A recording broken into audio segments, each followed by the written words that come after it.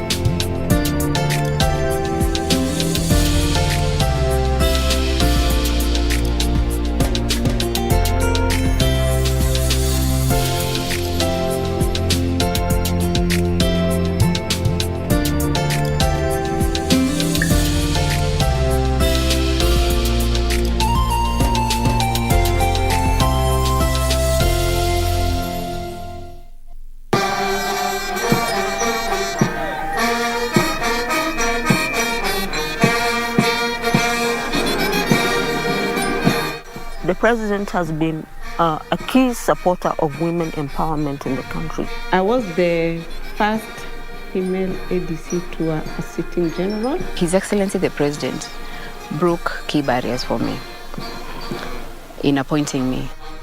This, I am proud to state, demonstrates clearly our commitment to engendering the security sector and, more importantly, our resolve to empower and to position our women in positions of leadership.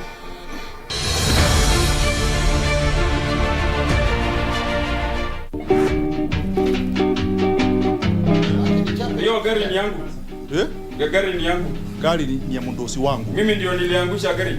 Sasa ni maswali gani unaniuliza? Mimi ni taniboi wako? Hapana. Very good. Wewe kwa nini unaendesha gari bila license? Wewe ni traffic. Wewe ni traffic. Na kuuliza wewe ni traffic. Hakuna kusaidia, mlisaidia. Kwanza kitu inaniuma ni ati mtu anaenda kukufa, mnachukua pesa yake na simu. Mnataka huko aende aongee na ancestors na pesa gani? Na simu gani? Wewe lori yako ilianguka? Mimi sina lori. Na nakuuliza chakula kuna bali uliletewa kwa nyumba yako? Hakuna, si ndio? Then walk out. Mzee, umeeleza mahakama ulipata kama lori imepinduka, si ni kweli? Ndio babu. Mimi papu yako. Mimi papu yako. Sasa wewe mzee, wewe na huyu nani mzee?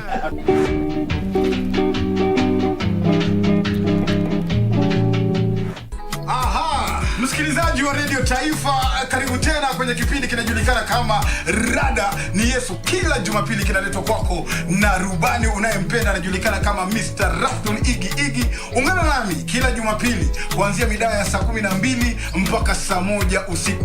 Kuna miziki noma sampulia hii. Najua nitaona mazuri. Mwambia mpenzi msikilizaji, ni kunanga ni kukaskush. Kila Jumapili ninakuletea miziki za mavijana. Kama wewe ni kijana na unataka injili kamili, utaipata hapa. Tuonane Jumapili hii. Sauti ya Mkenya.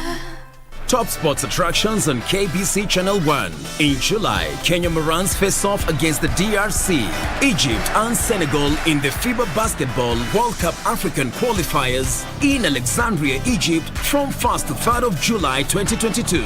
Also in July, Kenya plays South Africa in Rugby League test matches in Nairobi with the return fixtures set for October.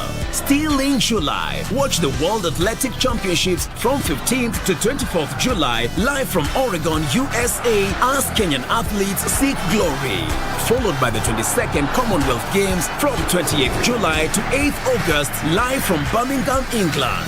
In August, join our coverage of the World Athletics Under-20 Championships from the 1st to 6th of August 2022 from Cali, Colombia.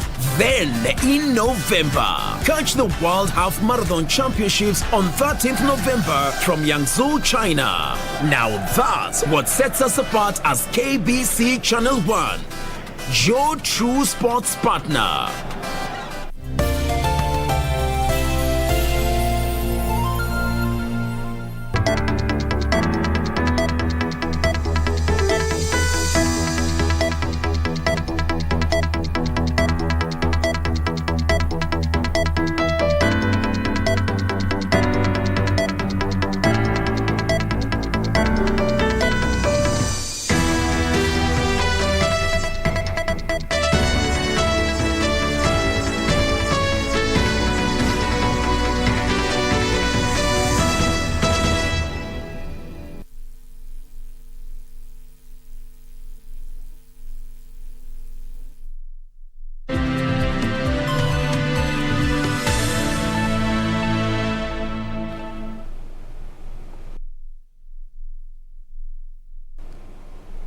Good afternoon and welcome to the broadcast. Well, we have a comprehensive bulletin lined up this afternoon, and my name is Jackie Wambiru. Sign language interpreter is Lensa Odingo. And now to kick us off, we shall be crossing over to Kakamega County, where a mob in Nambacha village, Navakolo, Kakamega County, has lynched a 22-year-old boy after he allegedly raped and killed a 6-year-old girl. The girl, a grade 2 pupil at Muslim Primary, was stabbed on her neck and buried in a nearby maize plantation.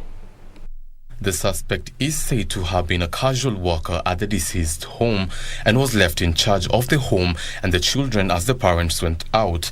The girl's mother, Lynette Waswa, was in utter disbelief as she had always trusted the boy and relied on him to take care of the home in her absence. Sasa tukaitisha watu ndo wakamshika. Wenye walimshika nikamkalisha chini nikamwambia niambie tu kweli mtoto wangu ako wapi. Kaniambia shetani alipita mbele yangu nikafanya hivi. Nikamuuliza ako wapi. Akaniambia huyo mtoto nilimzika kwa mahindi. Ndio tukamwambia kama ulimzika kwa mahindi twende utuonyeshe kwenye ulimzika kwa mahindi. Tukakuja kwa mahindi yenyewe akaenda kwenye ulimzika akaanza kumtoa. Penye watu waliona anamtoa akapata kweli mtoto amekufa na pia wakaamua wakamuua. According to locals, the boy was also hardworking and had never shown signs of harming children even though he was known to indulge in drugs. Confirming the incident, Area Officer Commandant Police Division Richard Omanga called on the public not to take the law into their hands and keep vigil on their children to ensure their safety. Ningewazi wananchi wasichukulie sheria mikononi mwao, kwa sababu huyu mtu angewachwa akiwa hai angetueleza zaidi kwamba huenda pengine walishirikiana na wengine ama alichochewa na kitu fulani ambacho kilimfanya kumuua huyu msichana. Information kama hiyo ambayo tungeipata ingetusaidia pia kukabiliana na visa kama hivi in future. Family members have laid the blame on police officers in regard to the indulgence in drug abuse by youth in the area and are now asking for justice for the family. Naomba serikali watu kama hao atuwakana ambao tunachukuliwa. Kwa sababu hiyo ni usuni, mama yao ni mdogo sana, hata mtoto wewe ni mjanga kabisa, hana hatia yoyote kwa kila mtu. Lakini naomba tu kwa hiyo serikali utuletee yote ambayo imefanyika kwa hiyo mtoto, na serikali tufanye uchunguzi. Tukipata huo uchunguzi Sisi hatutachukua sheria ya mkono. The bodies of the two were moved to Kakamega Hospital mortuary, awaiting post-mortem as families continue with burial arrangements. Elvis Otieno for Lunchtime News. In other news, a somber mood engulfed Gabanji village in Kiambu County during the burial of two sisters who were members of the Women's Guild at Presbyterian Church of East Africa, Jeffrey Gatho Memorial Church. The two were among a trio involved in a hit-and-run accident while coming from the centennial celebration of the Guild held last Sunday.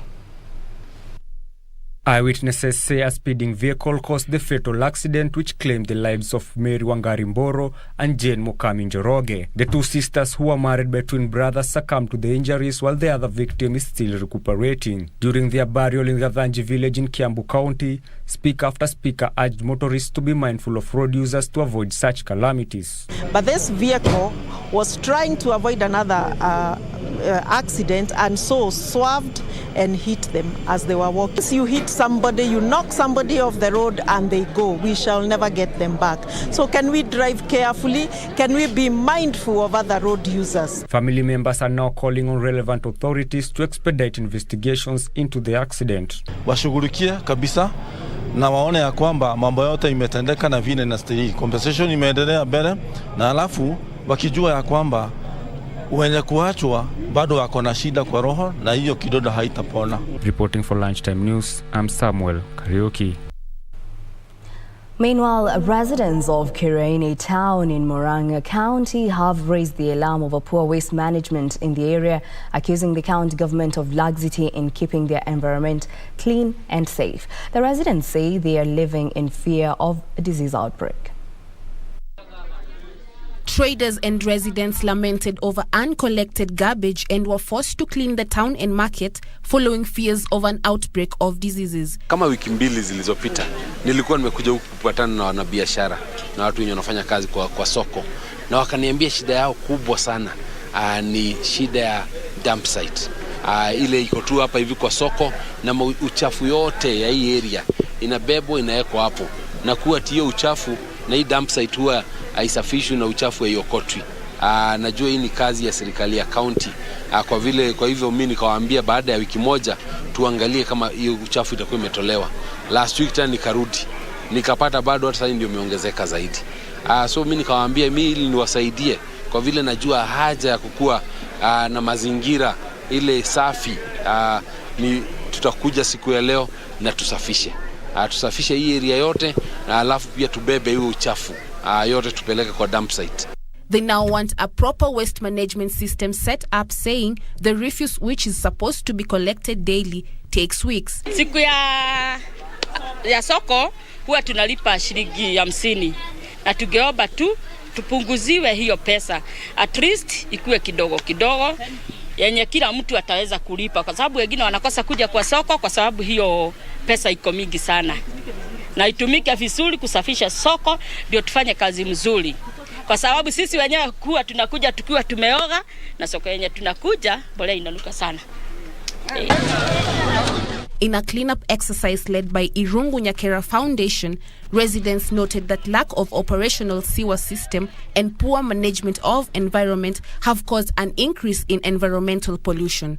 For Lunchtime News, Esther Bodo.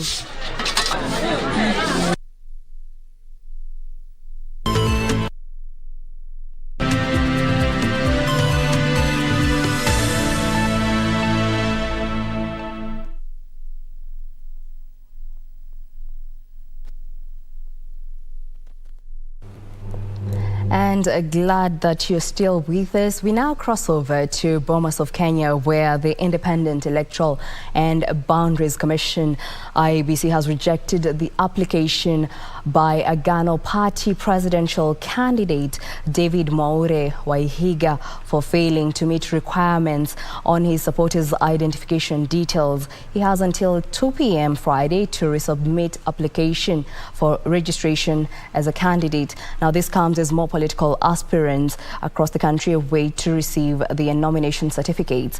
And we shall be joining our reporter Kamche Menza, who will give us more details on the developments at Bomas of Kenya. Kamche, kindly bring us to speed.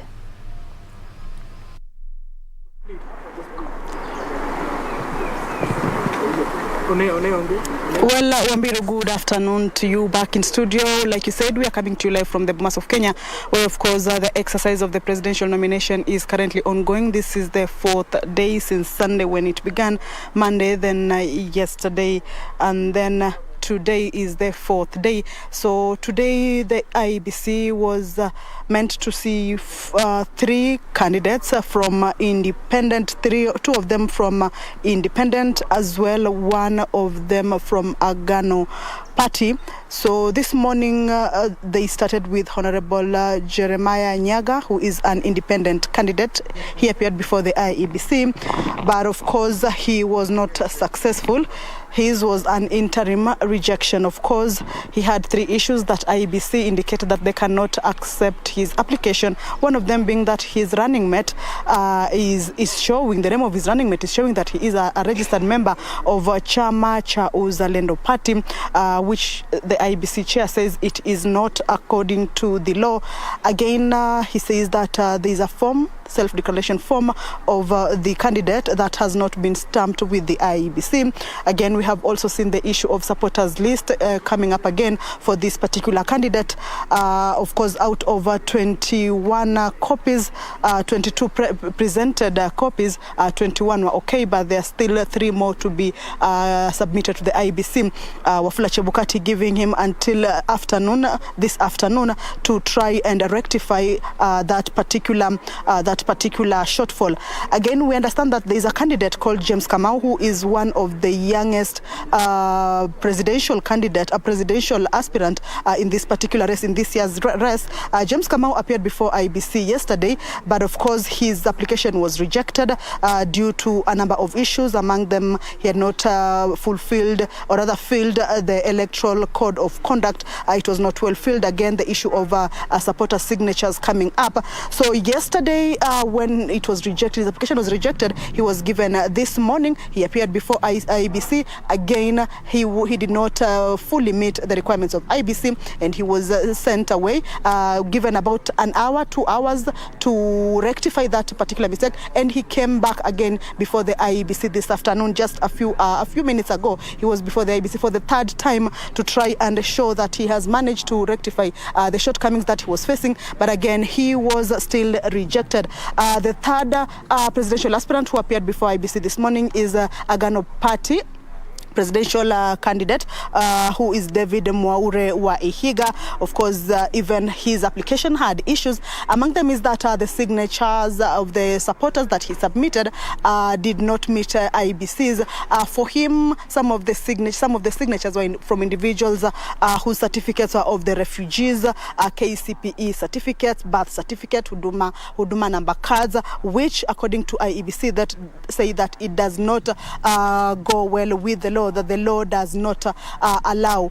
So David Mwaure has also been given until 2 p.m. this afternoon, of course, to show up before the IEBC again to give out the correct information, which he says that they will fully comply with. According to him, is that there's a challenge that faced the party that the SecGen passed on, and of course during that time there was this disorganization that they did not manage to check out all what was needed for them. According to him, it's just a mix-up of supporting documents, and that they will be able to give out to IEBC this afternoon. The last person to meet IEBC before the break, of course, we understand there's another candidate coming up, or aspirant coming up this afternoon. Before the break, IEBC managed to meet Jen Juliet Munyeki, who is also an independent candidate, and of course, the same story for her, that she did not have sufficient copies of the supporters list. There was also as not signed Form 13 that was not signed by the deputy, of which they said that they were at the IBC offices, but they were not given that particular form to sign. So this afternoon, we are expecting to see Dorothy Kemunto Nyagori of independent candidate who will be appearing before IBC this afternoon. And of course, we will be letting in our viewers on whatever it is that is happening from this side. And of course, tomorrow we understand that the Deputy President William Ruto will be his turn to appear before the IBC. So basically, that is it from this end. Back to you in studio, Wambiru.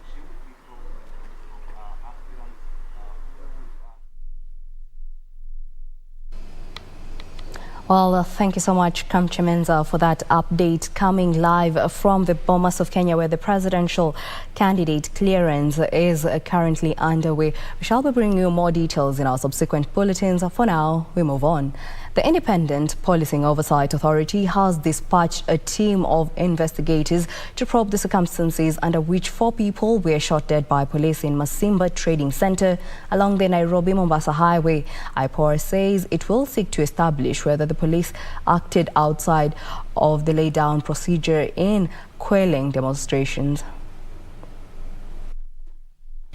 A day after 4 people lost their lives in Masimba, the Independent Policing Oversight Authority says it has launched investigations into the conduct of the police officers who responded to the demos.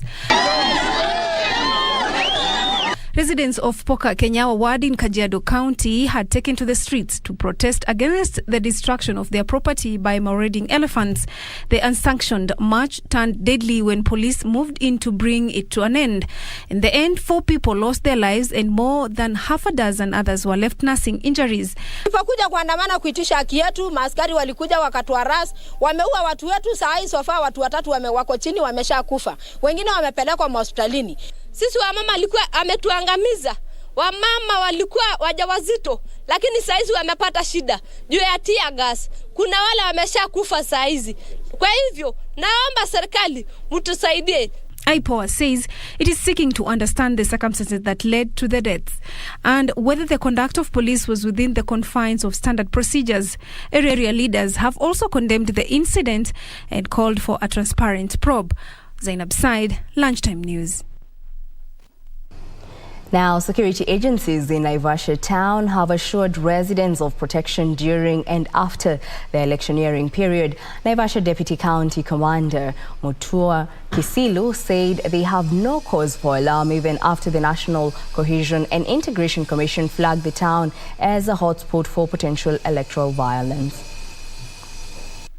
Naivasha Deputy County Commissioner Mutua Kisilu has questioned the parameters used by the National Cohesion and Integration Commission in naming the town as a hotspot for electoral violence. Kama msomi sijaangalia ni parameters gani waliangalia ndio kuarrive at that, lakini kulingana na vipimo vyetu ambavyo tumepima hata na wananchi tukizungumza nao, hakuna pahali popote ambapo tunaona kama pana hatari. Kisilu assured they have adequate security officers in place to ensure residents are protected, urging workers from flower farms to stay in place and not migrate to other towns as has been the norm in previous election years. Hali tu ya kujiandaa kwa sababu ya kuhakikisha kwamba tumepreempt kama kutakuwa na chochote, lakini hatuna sense yoyote ama hali warning yoyote ya kuonyesha kwamba Naivasha kunaweza kuwa na hatari. The transport sector in the town has also joined in calling for peaceful elections, saying they will not be used to propagate unethical electoral conduct. Hakuna picha yoyote ya aspirant wowote, either awe ni governor, either awe ni MCA, mbunge ama senate wowote ambaye tutaweka katika magari zetu hapa katika Naivasha. Hilo ni jambo ambaye tumelikataa katakata. Elsewhere in Iten town in Elgeyo-Marakwet County, hundreds of residents and human rights activists held demonstrations to protect killings in the Kerio Valley region. So whatever is happening in the Kerio Valley amounts to genocide. Ni kama genocide hiyo. Yes. It is like ethnic cleansing. Tunakufa mpaka lini? Tunafaa kujumuishwa viongozi wote, wazee wote, wakuwe wanajua ni nini inakuwa inaendelea. The residents condemned the ongoing conflict that has claimed the lives of tens of people so far. Sisi tukienjoy huko islands, it is so bitter, ni uchungu sana. Ni uchungu sana. We are in Kenya. Elgeyo Marakwet iko Kenya. A week ago, 3 children were killed by bandits in the Tot area of Kerio Valley. For Lunchtime News, I'm Jerotich Kiprano.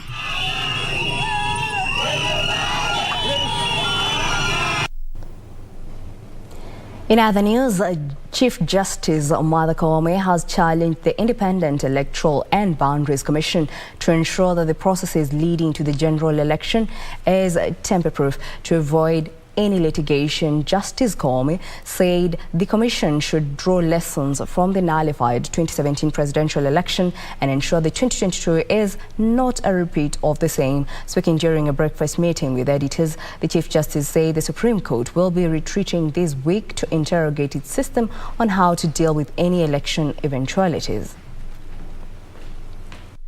As the country heads into the 2022 general elections, Chief Justice Martha Koome is calling on the IEBC to ensure a tamper-proof process to limit cases of litigation. Justice Koome says the Commission shall factor in the ruling from the nullification of the 2017 general elections to fortify its system to ensure that every Kenyan vote is made to count. We have had a highly improved experience in determination of pre-election disputes as compared with the experience we earned during the previous electoral cycle. Drawing parallels from the operations of M-Pesa, where she says has been able to create trust and credibility in the transfer of funds, the Chief Justice says likewise the IEBC is obliged to create trust on the Kenyan voter, saying it's a painful exercise to nullify an election, more so to aspirants, many who have invested there heavily in the exercise. And where we have failed, we ask God to forgive us. And I believe every Kenyan will also be confessing their sins, including IEBC, where they faltered, they will ask for forgiveness, and they will look forward to doing their work properly. The Chief Justice either applauded political parties for carrying out a less contested exercise and using their internal mechanisms to sort out issues that arose, saying during the party primaries only 168 petitions were filed and only 29 proceeded to the High Court. Electoral disputes not only create an environment of political mistrust and suspicion, but also seriously undermines the legitimacy of elections and the elected government. As preparations to handle disputes that will arise in the elections, 120 special magistrates and 3,000 police officers have been allocated to enhance security for judges and judicial officers who will handle the cases. Prepare to handle EDR matters. We expect that hopefully to conclude the training of all cadres and of members of the judiciary, judges, magistrates, deputy registrars, researchers, law clerks and staff by the end of July. These electoral offences must, of course, be resolved within a very short timeline. Lead and post-election processes and outcomes in a responsible manner. We call on the media to engage in open communication with the Judiciary Committee on Elections and the Department of Public Affairs and Communication to ensure that accurate information is disseminated to the public from the judiciary. Serafina Robi for Lunchtime News.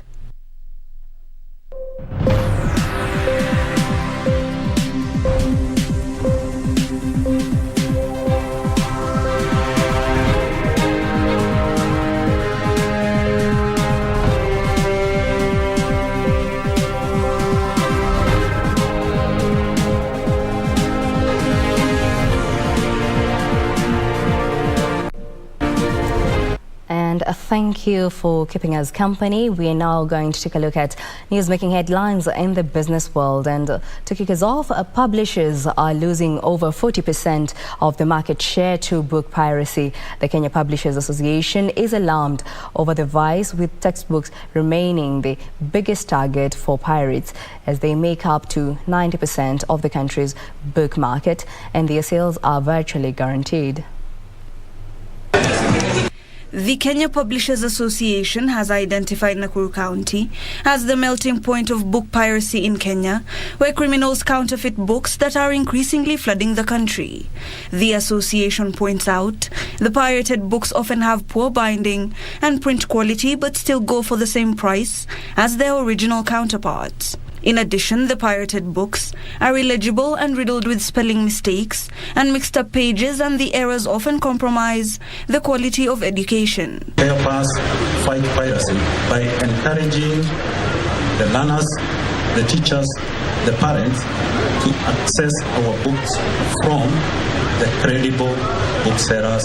Because the right person who is supposed to get something from it is not getting while somebody is selling fake things, which also has a lot of mistakes, pages missing, and you're not going to get good value for your money. KPA Chair Kiarie Kamau says the growing menace is resulting in the loss of employment for most professionals in the book publishing industry, creating a string of losses in the book supply chain. He says the government loses on value-added tax on untraceable book sales, while legitimate distributors suffer low sales and authors lose out on royalties. When those books reach these young learners, they have missing pages.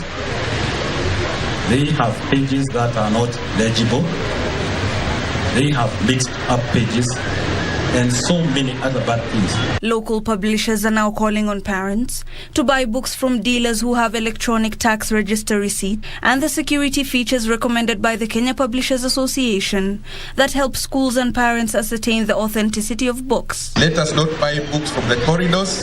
We buy books from the recognized booksellers and bookshops within the town. Education industry players note a vibrant publishing industry is not only good for the economy, but also as a custodian of the Kenyan culture. Hibak Said for Lunchtime News. The list of the schools that are here. In other news, after financial constraints derailed Eric Kariuki from college in 2013, where he was studying a course in accountancy, the then 23-year-old took up a menial job at a fabrics business in Gikomba Market. 2 years later, Kariuki borrowed 70,000 shillings from a SACCO as seed capital for a furniture business. Yusufara visited Kariuki's Fairview Furnitures in Nairobi's Ngara area and filed the following report on Kariuki's 10-year entrepreneurial journey.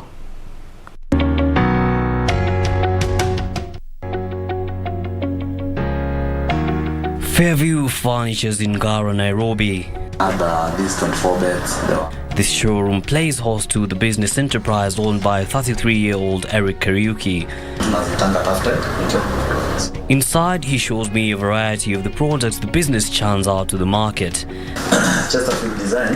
Kariuki's journey to this present enterprise kicked off in 2015 when he secured a 70,000 shilling loan from a SACCO. At the time, he had set up shop in Desai Road. Business was booming. In April 2020, tragedy struck, forcing him out of the business for a while. When you're into business, haukosangi maadui, kuna watu hawatafurahia wakiona una make it in life. So what they did, there was a sabotage. Nilikuja nikachomewa my furniture. Kila kitu yangu ilichomeka. And I had so many orders za clients. So I had to pay them back.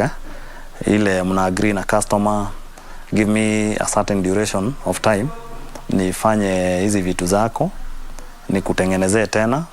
When he reorganized himself and was back on his feet again, he opted for a new business location. Hapa ndio nilikuja nikafungua showroom. Nikasema sasa, because I have clients wa high end. So hata wakikuja hapa hivi, wataona kuna mahali decent, mahali pazuri wanaweza kuja waone vitu zao ama waone vitu zenye huwa ninatengeneza. The move to this location in September 2020 was a blessing in disguise. Business took an upward trajectory. Not far from his office is the workshop where his employees are immersed in their art, trying to beat deadlines of orders.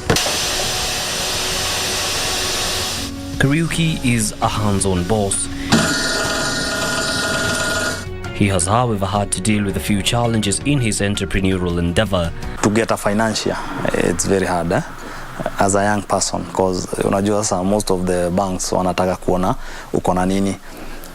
So kama huna title mahali, hauna logbook mahali, ku access a business loan inakuwa very hard. It has been very hard to get those fundis that you may trust. Hata kama hauko unajua kazi inaendelea. So unapata you must be there, because si watu wote wanajituma. Maybe client alikuja akachagua a certain fabric, umeenda ukapata haiko. So before now you convince that client to take a different fabric or a different texture or a color, inakuwa very hard, and sometimes unapata umelose hiyo biashara juu ya kitu kidogo. Resilience coupled with passion for client satisfaction propelled the young man's dream this far. Thanks to Kariuki's idea, his 7 employees are comfortably fending for their families at Fairview Furnitures. At least I went back to school, nimeweza kulipa shule. I'm in the process ya kumalizia shule. Nimeweza kukimu at least for my sister, my family. Nimekuwa nikifanya upkeep through hii business, so imekuwa very helpful kwangu. Mali naishi, najilipia rent kulingana na hii kazi tunafanya ya furniture. Chakula mimi ndo najitegemea kulingana na hii kazi yangu ya furniture. I'm able to educate my children through this job. Tunaishi through this job. What is the vision for Fairview Furnitures? Naona mtanipata nikiwa na showroom kubwa yenye ina showcase kila kitu, ile ya pick and go. Haitakuwa ati anangoja juu hakuna space ya kushowcase zile vitu ama hakuna vitu za kununua za pick and go. So na hizo zote zitakuwa locally made. Cause nalilia vijana. Fairview Furnitures has been able to employ 7 pairs of hands to help with the smooth run of the business, but the young entrepreneur is not quite done yet. He hopes as the business continues to make strides, he will be able to employ more youth and in his own little way fix the youth unemployment rate in the country. Yusufar reporting for Young in Industries from Gara, Nairobi County.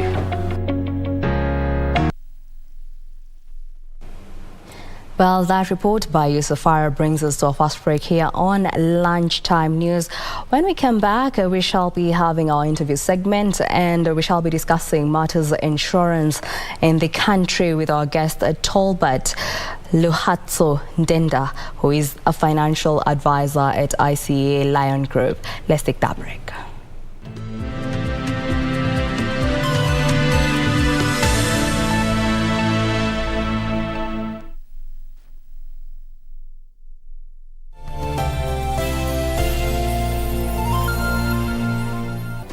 Do you have a news story to share with KBC?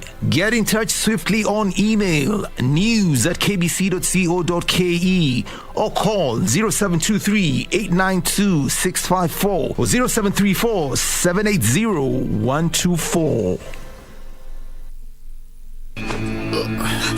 Father, he would never collude with the Celestials. Please, don't get angry. Whatever it takes to defeat the Celestials.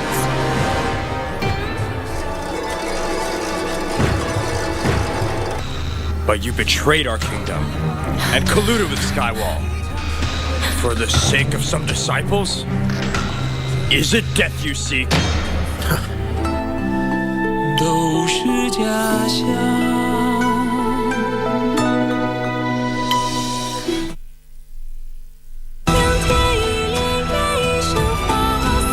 Goes out to one person. Nanyuki, are you ready? Saturday Night Show SNS coming your way live from AJ's The Ranch in Nanyuki this coming Saturday, 4th of June 2022 from 4 p.m. up till late. Country meets the 80s and 90s. Mutajibamba, Nyama Choma, great music by DJ Stano, the Wheels of Steel, na pia mimi John Karani, JK, live on location with Saturday Night Show. We gonna make it a night to remember. Kosa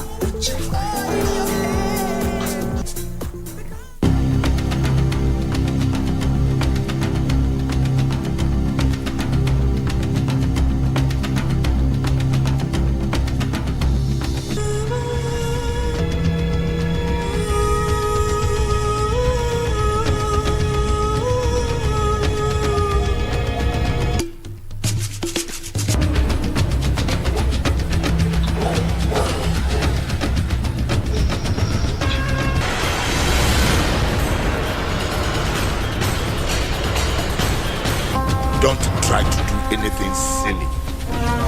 Otherwise, I will destroy you, your life. Who's your uncle? Is that what your mother told you? Open your mouth.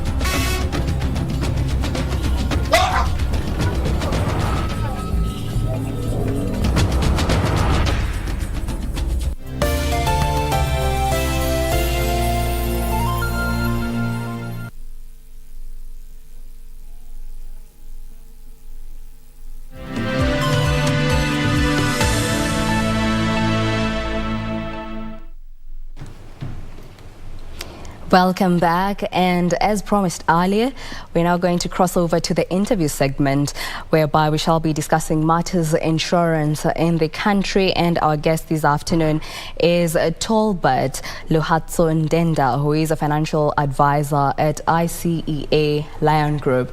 Welcome, sir. Thank you so much, Jackie.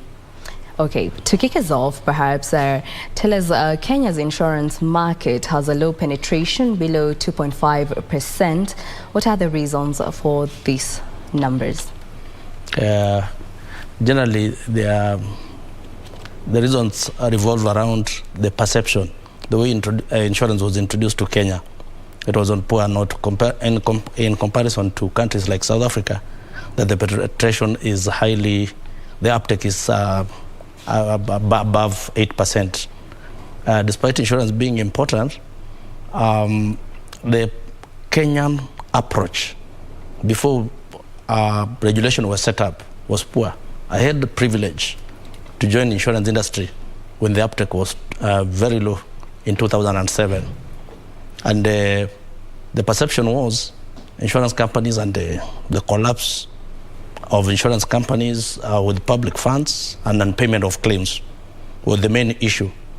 So the public had a negative perception, but we have worked very hard to turn around the perception towards insurance, where the uptake is slightly going beyond 3 to 4%.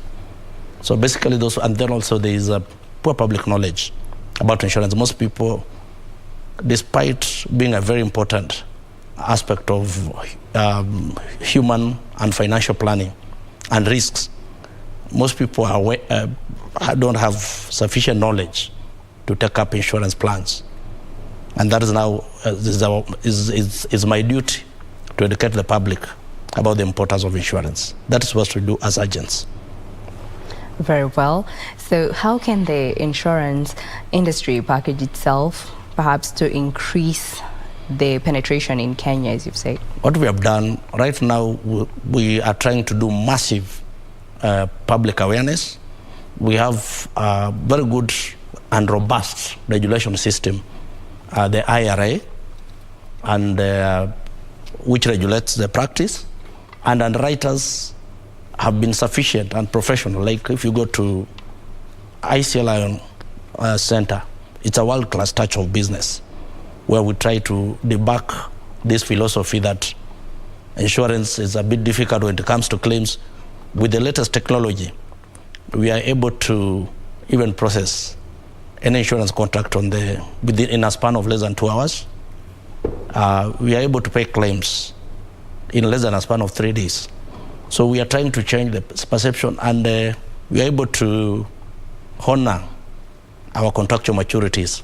So that's what we are trying to do, and we have seen also the growth of public institutions trying to educate the public about insurance, and also government.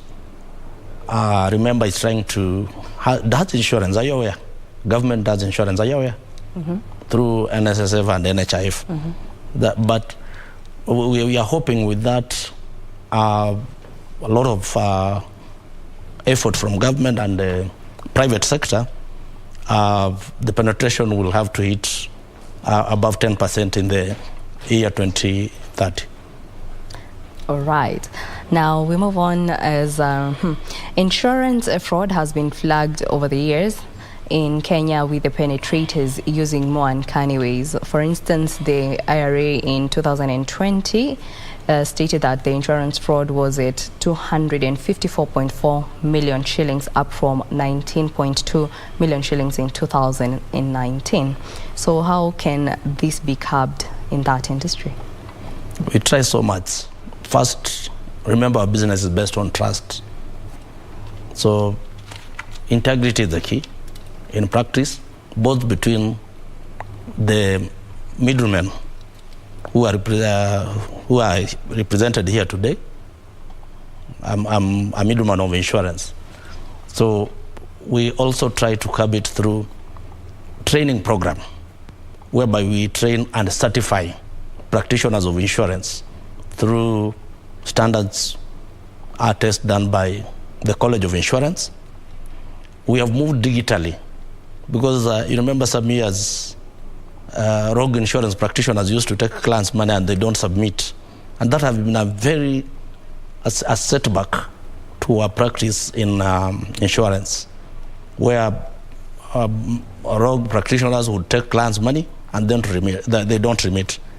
Like the mitigation we have taken up as a market leader in insurance business, we have gone to electronic data management, where if clients pay premium, you get a notification and you get a link. So with that, we're able to disconnect the rogue intermediary from hurting the client. And in terms of motor claims, we have a very serious investigation team, though quite minimal incidences, but we try so much to put a lot of investigations into the motor claims, which has been really hitting most of these insurance companies. In medical, most companies have gone biometric, where you get to the right policy holder and the setback in medical has been also regulating of hospitals, which has been a challenge. You remember during COVID, we had a lot of public outcry about claims because some of them the hospitals could not justify. But with a lot of if we regulate the hospitals, then in medical, and you have seen one of the underwriters going down, the claims could be lower. So that is the mitigation measures we are putting up to curb fraud insurance. All right, very well. So you mentioned electronic data management among the technological adaptations being used in the insurance industry. Perhaps what other adaptations are going on in the sector, and how are consumers benefiting? Efficiency. Yes. Electronic, I remember some years back, if someone got an accident, the imagination was now the beginning of the problems. But with digitization of the abstracts and the claims process and the capturing of the data of the customer at inception of the policy, because we have gone to DVMC system where you cannot, right now you are aware you cannot duplicate, you cannot have multiple covers from insurance company. That we have totally handled through the VMC system, where all insurance companies operate under one platform, and it's not possible to get a cover when you already have an existing cover. So with that, when a claims happen, it is specified even on the policy jacket. So a client gets value for his money, and they digitally will send you the cover. So you're able to go through and see if your cover needs meets your needs. And if a claim happens, we don't have obligation, but take the shortest time possible. Once we have the claim forms, you scan them, you allocate to a garage of your choice, we are able to handle that. Now, if you come to matters to do with pension schemes, education plans, endowment funds, these are most of investment vehicles Kenyans now have started using to bring financial liquidity. We we electronically even send maturity to customer through using mobile phone. Through your mobile app, you are able to do some investments. I think you are aware of the money market funds, that you can do them at the comfort of your home or a comfort of your office, just using the mobile phone. Digitally, we have a Snapchat that you can subscribe to, and you can watch your money grow.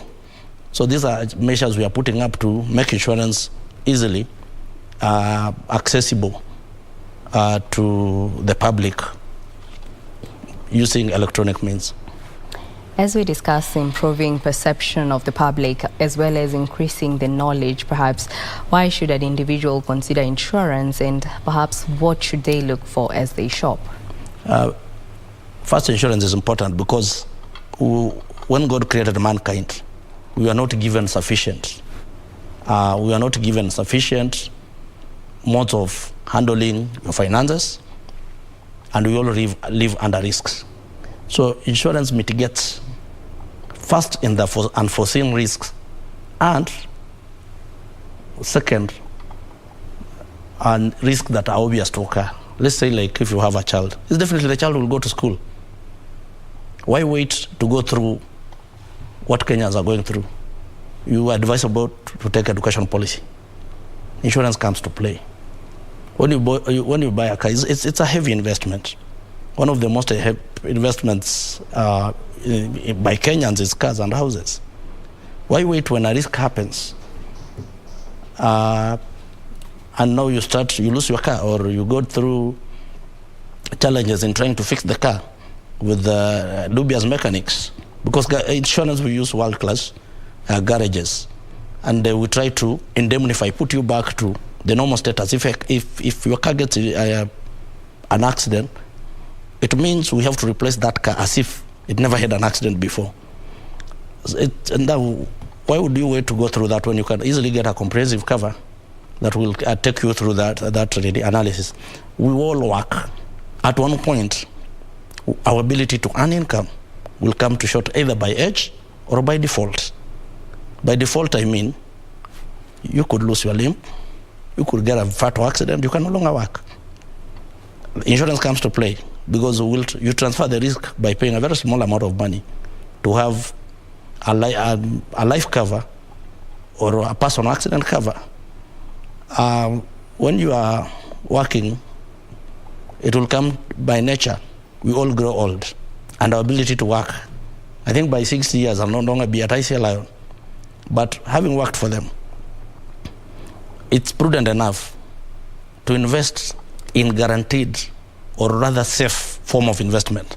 Actually, you should note insurance is one of the safest mode of investing by virtue of the high regulation, the transparency, and the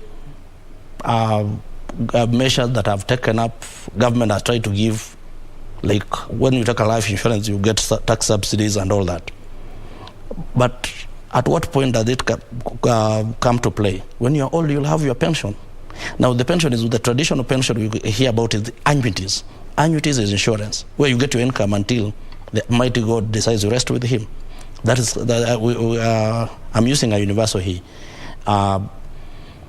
So that's how the importance of insurance comes to place in your human life. So we see the savings culture of Kenyans has been known to be low, and perhaps how can Kenyans improve their savings culture to be able to afford insurance? As insurers, we try to educate the public on investing in form of insurance and through policies. Now, the unfortunate thing with our economy is it's a more of consuming culture, and majority of us have a poor saving culture. The way you are wired by God, you consume everything, and perhaps a little more. That's why you see Mshwari thriving and the Fuliza. It's because of the Kenyans financial knowledge is very low. But the basic principle is we try to educate the public to live below means.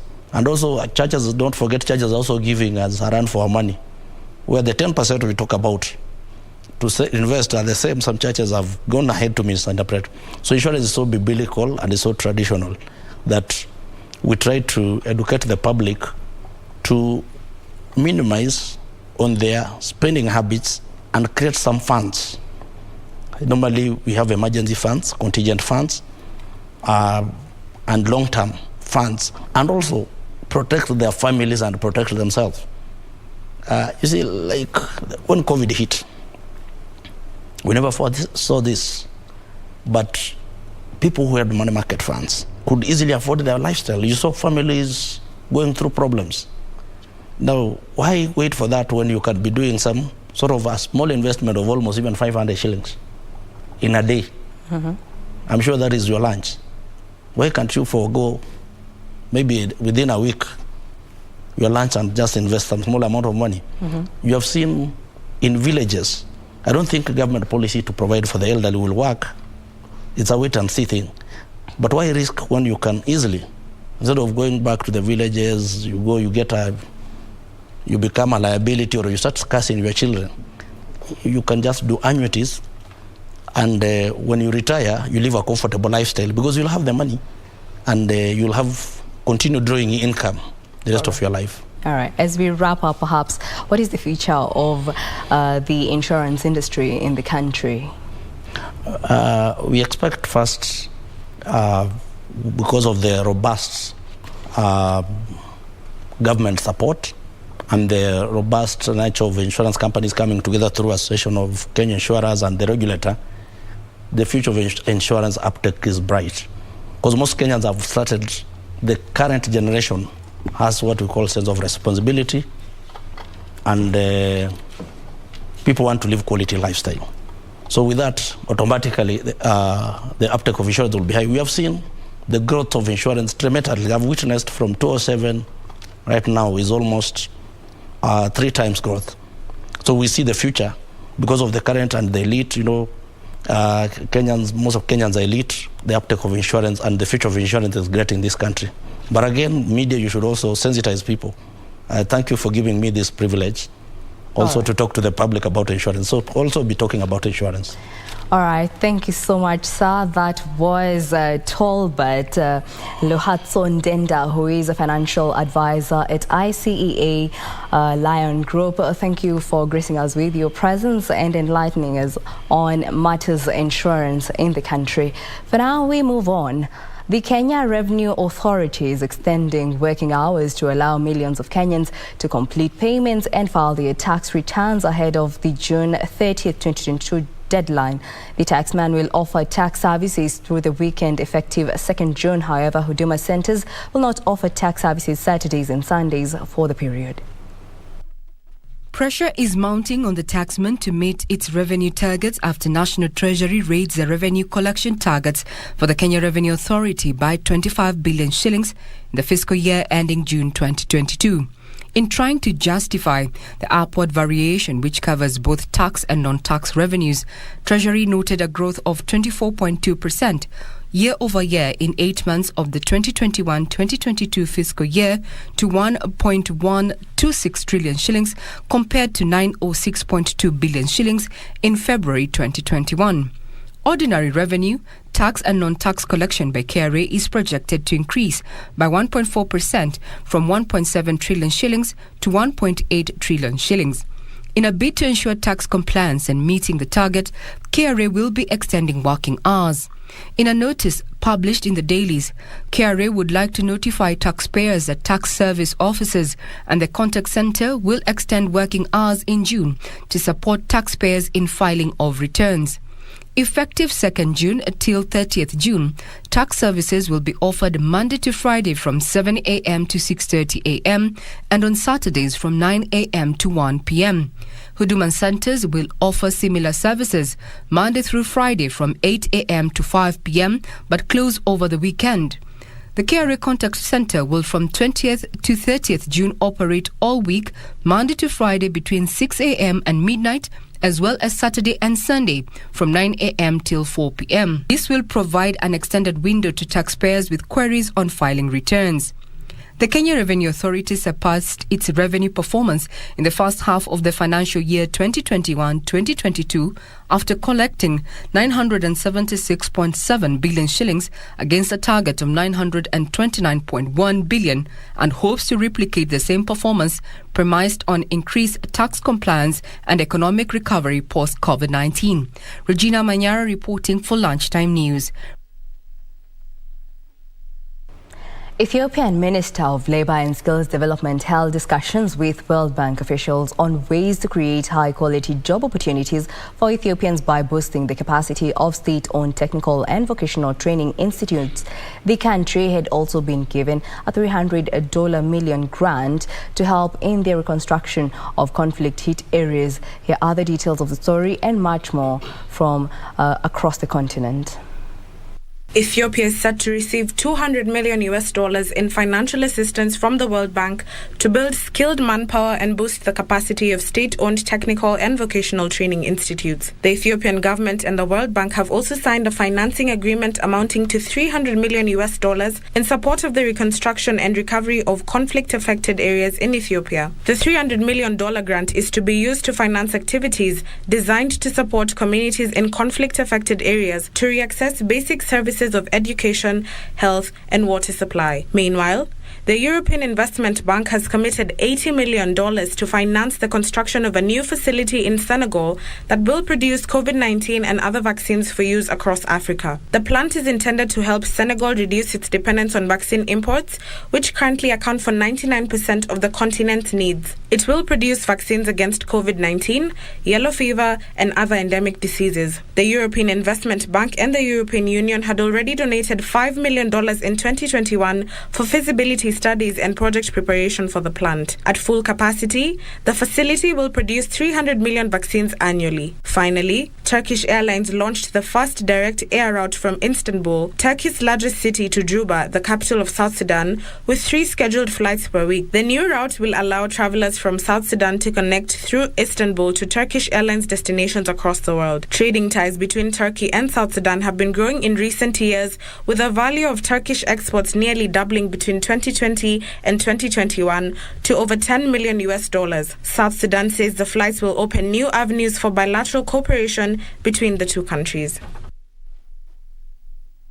Walmart announced plans to open 4 new fulfillment centers in the United States over the next 2 years, creating 4,000 new jobs that will expand its delivery network and make workers' jobs easier. The move comes as companies struggle to find and retain workers in a tight labor market. Here are the details of these and other stories making headlines across the globe.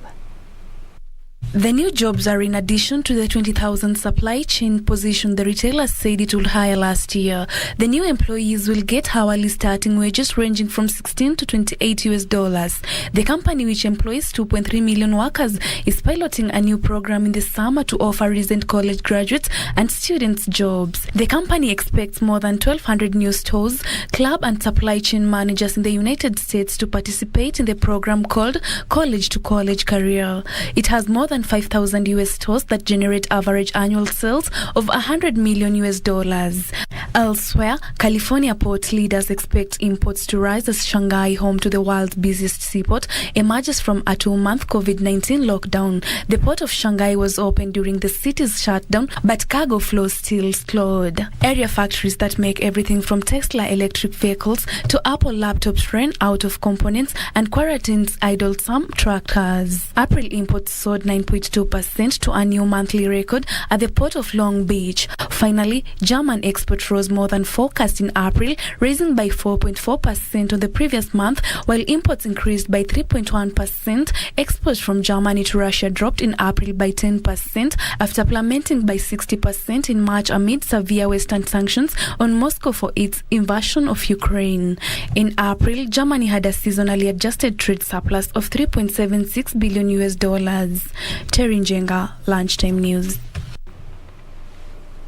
And on matters environment, the government has set a new target of 30% tree cover in the country by the year 2050. This target has been set after Kenya surpassed the 10% tree cover target that had been set to be achieved by the 2022 and now stands at 12.3%. Kenya Forest Service is recommending that government ministries, agencies and institutions that have large unutilized tracts of land put on at least 15% of their land under tree and forest development for environmental integrity, among other recommendations to achieve the new targets.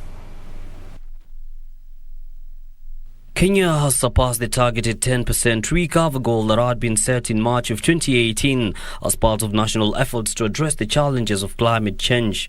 The national tree cover now stands at 12.3%, and the government has set a new target of 30% tree cover by the year 2050. A report on the National Forest Resources Assessment for the year 2021 recommended the provision of strategic financial support to strengthen the Forest Resources Information and Management System of the Kenya Forest Service, among others, as a way to achieve this new target.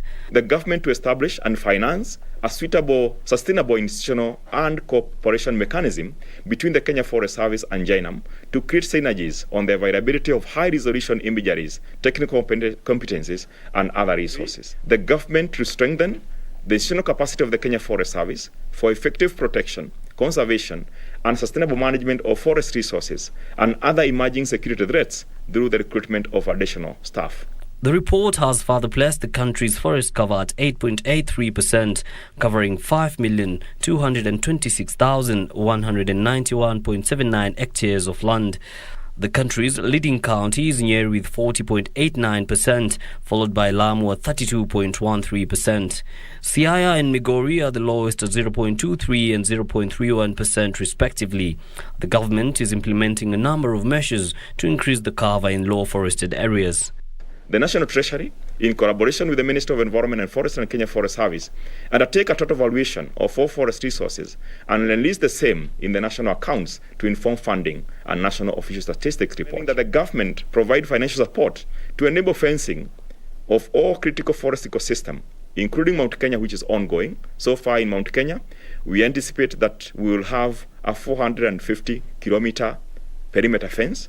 So far, we have done 220 kilometers, and that continues. County governments have also been urged to implement their respective county forest programs to complement efforts of the Environment Ministry through the Kenya Forest Service to achieve the desired forest and tree cover targets within the desired timelines. Yusufar reporting for Lunchtime News. And now on stories making headlines in the sports world, Rafael Nadal will aim to reach a 14th French Open final on Friday, although it remains to be seen whether it could be his last. The 21 Grand Slam champion and a record 13-time winner in Paris meets German third seed Alexander Zverev for a place in Sunday's showpiece. Nadal overcame defending champion and world number one Novak Djokovic in a thrilling 4-set and 4-hour encounter. His 110th win at Roland Garros leaves him 2 victories away from moving another title clear of 20-time major winners Djokovic and Roger Federer. Despite winning the Australian Open in January after returning from the foot problem that he feared may end his career, it is clear the injury is still causing issues.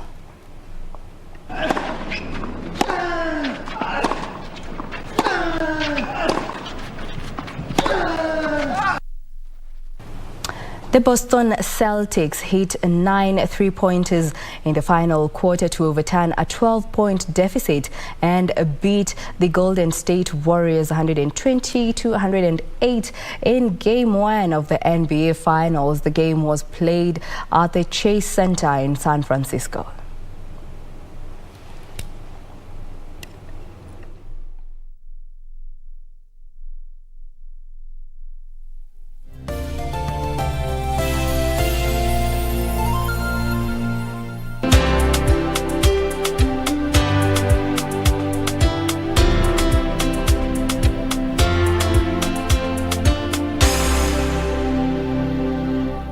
Kupata lazima nishike kama sikiza tune yako. Bonyeza *811 962 hash. Lazima nishike mapema. Nisiposhika hii simu mapema utakasirika. Unajua mimi nikiwa mtu ya marathon najua niko na experience kabisa. Niko na experience.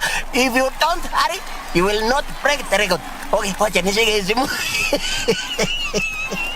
Kupata lazima nishike, bonyeza *811 962 hash. *811 962 hash.